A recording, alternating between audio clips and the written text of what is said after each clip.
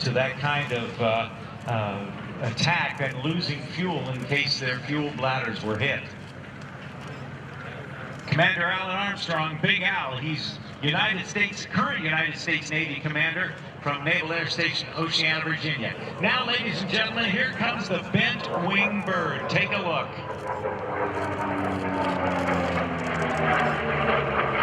The original Corsairs had a 2,000 horsepower motor on them. And to absorb that power, they had very large propellers. As a matter of fact, the propeller diameter was about 13 feet and a few inches in diameter. Now, that presented a problem because when they wanted to land these aircraft on the deck of the carrier, the worry about a prop strike was always there. You could damage the deck of the carrier, tear up the engine, tear up the propellers, and so they had to have a very, very long landing gear. Problem is, when you get a landing gear that's long enough and strong enough to prevent the aircraft's propeller from hitting the deck, that landing gear would have to be so heavy that the aircraft then couldn't meet its requirements for fuel and weaponry. So here's what the folks at Vought Aircraft did. They took advantage of a principle that said if you take something 90 degrees from the direction or the shape of, in this case, the fuselage, that's the best way to do it aerodynamically with the least amount of drag. So from the curvature of the fuselage, they extended the wing down to a point where they could have a long enough yet light enough landing gear to prevent a prop strike, and then they bent the wing back up. And this is an inverted gull wing design, and that's why they had the bent wing bird. Now, the pilots of the original Corsairs sat very low and very far back on the fuselage, back from the fuel, back from all the other part of that huge Pratt & Whitney 2,000 horsepower, 14-cylinder engine on it. And so it was difficult for these pilots to land on the aircraft carrier. Now, Great Britain kind of led the way in the development of carrier aviation. And so they took some of the Corsairs and they made some modifications. They changed the shape of the canopy and bubbled it up more so they could raise the pilot's seat up a few inches. And then they took advantage of that inverted gull wing, that crook in the wing, and flew an oval approach to the carrier so the pilot could keep an eye on the carrier deck until just before he touched down on the deck of the carrier. Then the Corsair became a very, very effective carrier-borne aircraft. But in the meantime, the Corsair served with great distinction as an attack aircraft from land-based marine units in the Pacific. Dirtied up, here comes the F4U Corsair.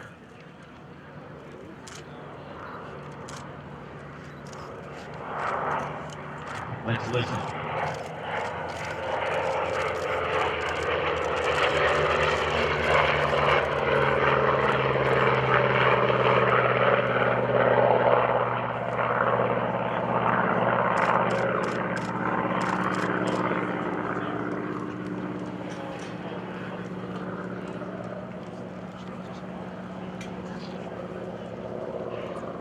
Of all the Corsairs built, a great number, the greatest number, was built by the original manufacturer, Chance Vought. But some were built by the Goodyear Tire and Rubber Company, and some by Brewster Aircraft. It was the longest production run of any single engine piston fighter, with the first flight taking place in 1940, getting into service, I believe, in early 1943, and the last Corsair came off the production line in 1953, being delivered to the French Air Force. There were several Corsairs, I believe 8 of them, that were manufactured by Goodyear, and they were known as the Super Corsair, with a 3,600 horsepower engine on the front, and they became huge air racers during the Cleveland National Air Races in the late 1940s.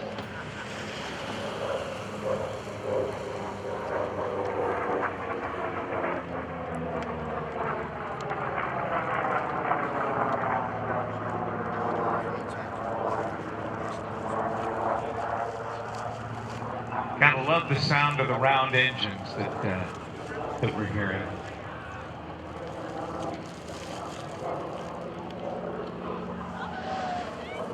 And F4U was also responsible for downing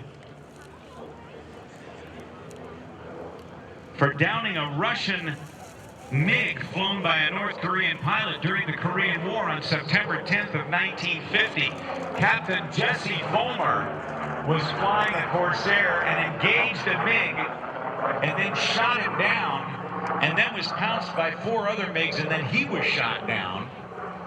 He was rescued, fortunately, but that was, I believe, the first piston versus jet kill during the Korean War at the dawn of the jet age. Propeller-driven aircraft, even though jets became so important to aerial combat, propeller-driven aircraft continue to be extremely important throughout the Korean War and even the Vietnam War.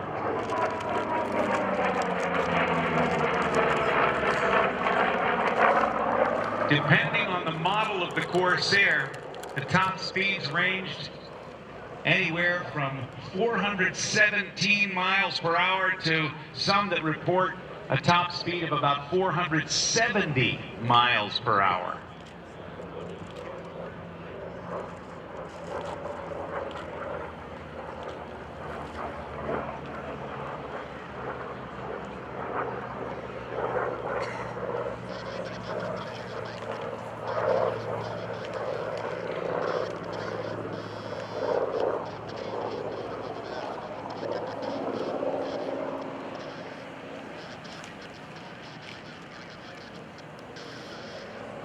Now, Dave Falk has just been in radio communication with our air boss, Wayne Boggs, and we are in what is called warbird airspace, which means they can fly lower and faster and place near places that they could not normally fly during normal airfield operations.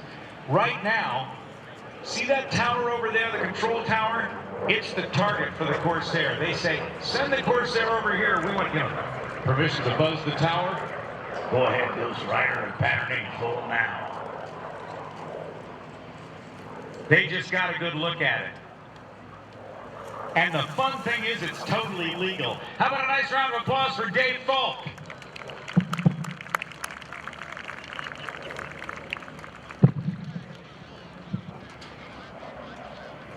Now, Dave Falk's going to come right along here and do what is called a carrier brake. We'll see more carrier brakes a little bit later on.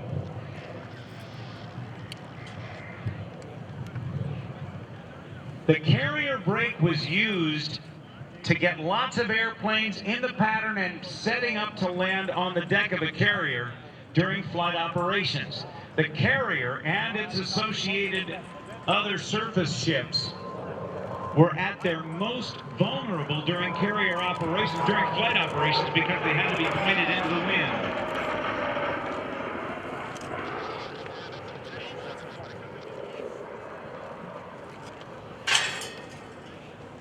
So Dave Falk has done his carrier brake. He'll slow down, he'll lower the landing gear flaps, and if he were landing on the deck of a carrier, the tail hook, and he would slam down on the deck of the carrier and be brought to a halt in just a few hundred feet. We'll see this demonstrated again with the United States Navy's FA-18 Super Hornet demonstration that'll be coming up in just a little bit. Coming up in just a moment, we'll be launching two aircraft representing the United States Air Force as we move from the completion of our Centennial of Naval Aviation demonstration aircraft into the Air Force demonstration of the A-10 Thunderbolt II and the United States Air Force Heritage Flight. And coming up after that, we've got the Geico Skytypers who have been doing skytyping all over the area today. This is a perfect day for skytyping. They're still out behind us, and they'll be gathering up to do their formation demonstration.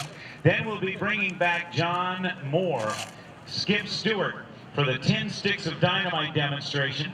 Then the Navy's FA-18 Super Hornet from Naval Air Station Oceana, Virginia will take to the sky. After that, we've got Chuck Aaron flying the Red Bull helicopter, David Martin flying the Cat 232, representing the folks at Breitling Timepieces, and after that, we'll have a short intermission and then turn things over to the United States Navy Blue Angels. Are y'all having a good time so far, everybody?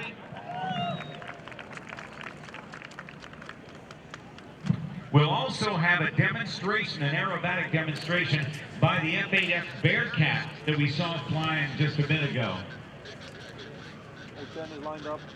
This will give you a great chance to see how far back on the fuselage the pilot is sitting, and you'll